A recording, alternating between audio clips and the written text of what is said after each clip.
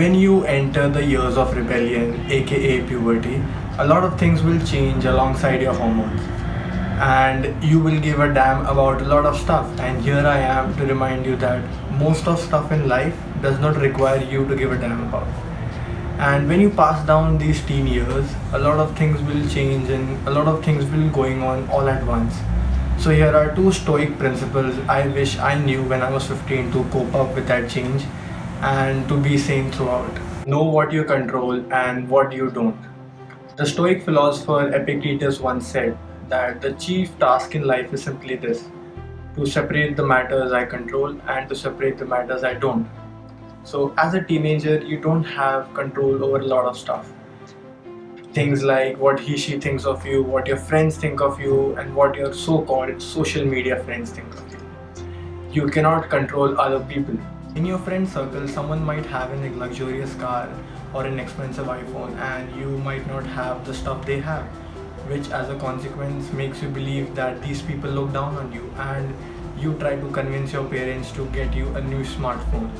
And trust me, no matter what you have, people are still going to judge you. So, in situations like these, you have to notice that what are the things in my control and what are the things that I don't control. What I control is myself. I don't control what other people think of me. I don't control what those guys at the party think of me. I don't control what my family thinks of me. At every uncomfortable situation, you have to ask yourself what is in my control and what is not in my control. And please choose to not care about the things that are not in your control. Amor Fati. Life is suddenly going to get tough.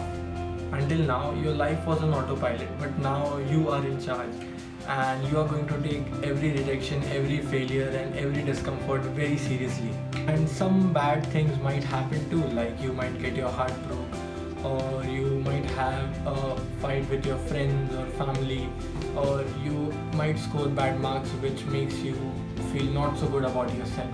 On the other hand, you are going to explore a lot of new things, you are going to have a lot of fun, you are going to go into some parties, and life will move from extreme happiness to extreme sadness in less than a second. And I just want to say that you're not alone. Everyone has been through this. Now, the idea of Amor Fati is to love your fate, is to love what happens to you. I know it's easy to say, but what other option do we really have? Being sad, angry, frustrated is not going to make anything better. So why not accept the situation and be happy with it? Because the truth is that happiness and sadness are just two sides of the same coin called life. And over the years, I have realized that life is not something good or bad, happy or sad. It's just plain and simple, a roller coaster of emotions. So the next time you feel hurt or you feel happy, be curious about that feeling. As a reminder, no matter what, the world does not end. The problems you are facing right now, you will come out of it. And when you grow older, most of the problems you won't even remember. So know what's in your control and what's not, and love your fate and live to the fullest, because these years they are not coming back.